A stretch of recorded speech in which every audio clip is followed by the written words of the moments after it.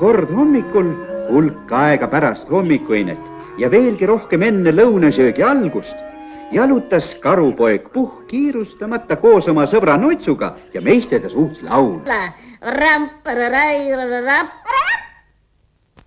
Läheksime ikka külla.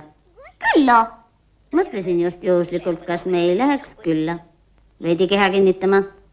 Kes siis hommikuti külas käib? Kes hommikuti külas käib? Oot.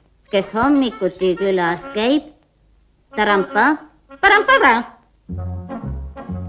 Kes hommikuti külas käib, see asjatult ei langi, sest teavad kõik taramptara, just selleks hommik ongi. Just selleks hommik ongi. Kuhu me läheme? Sinu juurde. Nii kaua aeg on õhtu eelun tõrju põõrust aja, kui hommikul käid võõrusel, ei seda karta vaja. Ei seda karta vaja. Kas sul midagi söödavat on? Mul on üks terve õhupall veel alles. Ei, me ei lähe sinu poole.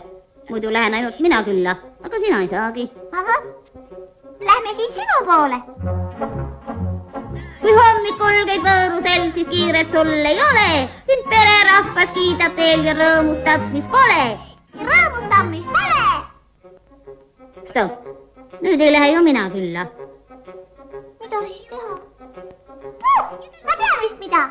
Tead, lähme kellegi juurde.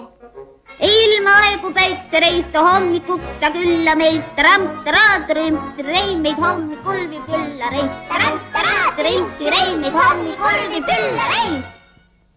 Nii, kui ma üldse millestki midagi aru saan, siis viib see auk urgu. Aga urg, see on jänes. Aga jänes, see on meile sobiv seltskond. Aga sobiv seltskond on niisugune seltskond, kus meid võidakse millegagi kostitada. Hei, on keegi kodus? Hei, on keegi kodus? Ei. Ja miks sa nii röögid?